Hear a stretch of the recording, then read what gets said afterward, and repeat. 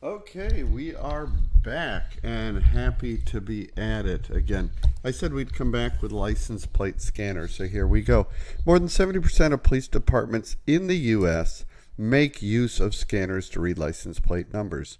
This tracks movements. I know police have gone through parking lots, they scan license plates for violators. Right. So New York City drove unmarked cars equipped with license plate scanners to record plate numbers of cars near a mosque in Queens. So that can be bad. On the other hand, if somebody has an expired license plate driving down the highway, they may be running drugs from another state to a different state, right? So there's the good and the bad, and we have to work through how we weigh them. Also, under consideration is how much time does the police department retain the license plate information. It can vary widely and should probably be more standardized. Now, there's also drones. The Federal Aviation Administration rules require that drones used by police weigh no more than 25 pounds, fly no higher than 400 feet, and can be flown during daylight within view of the operator. So there are some restrictions on its use. Most Americans, about 2/3, express privacy concerns related to the use of unmarked drones, of these drones, right, with the high-tech cameras. And I think they should be required to get a search warrant before deploying a drone, or should be able to use them to collect, or should they be able to use them to collect evidence uh, before a search warrant, right? These are kind of the questions we want to ask in this case. It is felt by some that drones can cause privacy harms, as they can potentially invade people's private space and actually accidentally expose them by processing personal data against their will. Additionally, the citizen may be anyone wanting to protect his or her privacy. So police use drones to spy on suspicious people at a potential crime scene, and they've done this for many years. Law enforcement has been claiming that drones will only be used for natural disasters, crime scene investigations, car accidents, and rescue operations. But quite often, within seconds, a drone is overhead. In each of these events, the court has held that the flyover at issue was not a search prohibited by the Fourth Amendment, as the areas surveilled were open to public view. What a person knowingly exposes to the public is not the subject of Fourth Amendment protections. It has been ruled to now. So we now turn to ways then that the government has collected information to apprehend suspected criminals or improve national security. Because the individuals being observed are suspected of wrongdoing, they are not alerted, right? So we start, as we have oftentimes in this particular section, on the Fourth Amendment. This amendment offers a prohibition against unreasonable searches and seizures. The positions of the U.S. Supreme Court with respect to covert electronic surveillance, it has changed over time. So most recently in a 5-4 decision, the Supreme Court ruled that the Fourth Amendment protected tangible assets alone, and the federal agents did not search any physical space, so they did not seize a physical item. Hence, the Fourth Amendment did not seem to apply, right? So then we turn to this concept of wiretapping, right? Wiretapping refers to the interception of telephone communications, and it became a felony in 1892. And yet, New York City ignored the law and continued the practice of wiretapping until 1920. Up until then, they had actually listened to the conversations between lawyers and clients, doctors and patients, and priests and penitents, to name a few. So there's a violation of privacy, then a law against it, and continued violation. Where are the controls would be one of my questions. So we turn then to Operation Shamrock, or Project Shamrock, as it's sometimes called. Um, this was an espionage exercise started in the 1940s, which involved accumulating all of these telegraphic data entering into or exiting from the United States. Then, a short time later, in 1952, the NSA was formed and inherited this Operation Shamrock. And it took a giant leap forward, as you can imagine. Remember lesson one, we talked about the history of the development of the computer? Well, it took a giant leap forward in the 60s when the telegram companies converted to computers, as you can imagine. The FBI also developed this carnivorous system in the late 1990s, and it was meant to monitor internet traffic moving to this computer age.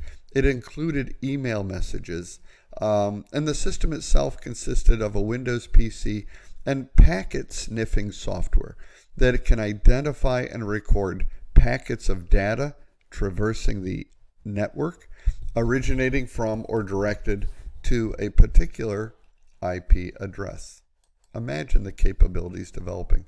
Now, there are more on covert activities. You can read page 284 and 285 on that. I moved then to back to the NSA's wiretapping, right? So the court held that some of these efforts violated the separation of powers doctrine, the First and Fourth Amendments of the Constitution, and statutory law. The ACLU was arguing that wiretapping violated its clients' rights to free speech in their communication with people outside of the United States. Another example is the Talon database, which is short for Threat and Local Observation Notice. This is a database maintained by the Air Force after 9/11, and it was authorized by the Department of Defense to collect and evaluate information about possible threats to U.S. service members and civilians in the U.S. and overseas military installations. So the database included lists of anti-war groups, people who have attended anti-war rallies, etc., etc.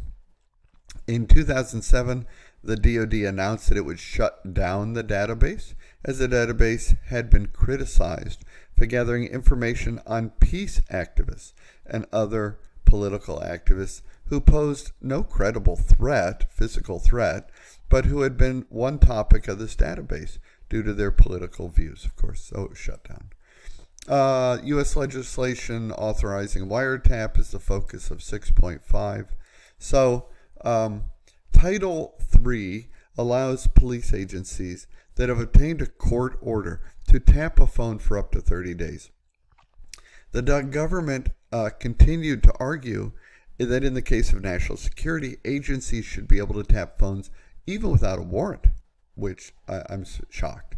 So in 1972, the Supreme Court rejected this argument when it ruled that the Fourth Amendment forbids warrantless wiretaps even in cases of national security, which brings us then to FISA.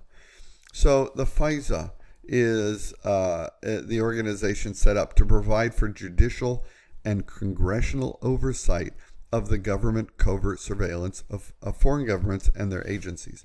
The law allows the president to authorize electronic surveillance of foreign nationals for up to 1 year without a court order. There's little chance as long as there's little chance that the surveillance will reveal content of communications with any U.S. citizen. If communications with U.S. citizens are to be monitored, the government must get a court order from FISA. And FISA was amended in 2007, and I believe just last year again in 2019. It was under review. FISA became a big topic with the current president, President Trump, when the previous administration had authorized FISA warrants, had recommended the FISA court, which approved warrants to surveil an American citizen, in this case, President Trump. Like him or not, no, if the law falls for any American citizen, it falls for all American citizens. So we want to be careful how it's used. And again, have oversights or controls would be one of my themes. Now, there was a PRISM program. This is a code name for a program under which the United States, the NSA, National Security Agency, collects internet communications from various internet companies. And it allowed the U.S. government to wiretap communications beginning or ending in a foreign country without oversight by that FISA court. This program was broken by a British newspaper called The Guardian, which disclosed that it had received top secret documents looking into this. And what we found is that the NSA had gained access to servers with Microsoft first, then Yahoo, then Google and Facebook and YouTube, Skype, AOL, and Apple in various years from 2007, 2010. And again, a violation, I would say, of our privacy. There is the ECPA, the Electronic Communications and Privacy Act, which allows police to conduct roving wiretaps that move from phone to phone if they can demonstrate that the suspect is attempting to avoid surveillance. There's the Stored Communications Act, which is part of the Electronic Communications Privacy Act just discussed, and this has significant privacy implications. The government does not need a search warrant to obtain an internet service provider email message when it's older than 180 days. Well, in other words, when a computer user allows the internet service provider to store my emails, I'm giving up my expectation of privacy to that information when it's older than 180 days. Now, think of it. Today, we live in this digital world, right? Where everything is digital. And so it is common that these things, almost everything is kept longer than 180 days. So the implications of this are incredible, right? That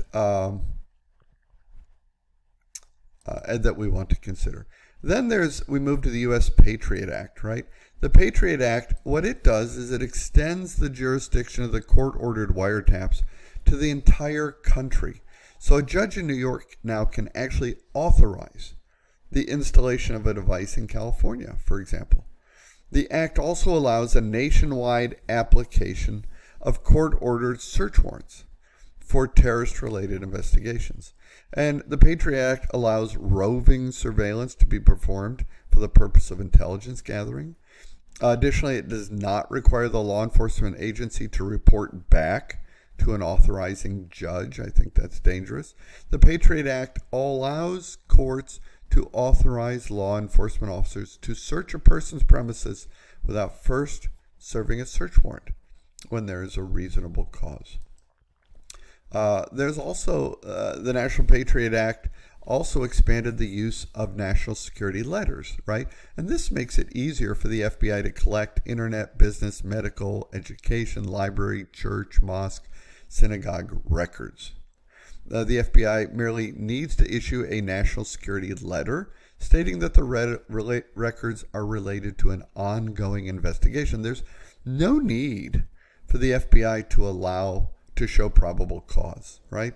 And of course, you can imagine national security letters from the FBI have prompted several legal challenges, right? This slide shows, it's a picture from the book, the minority of response at this point to the Patriot Act, but we all should be concerned every time it comes up. There have been any number of successes. We're pleased about that.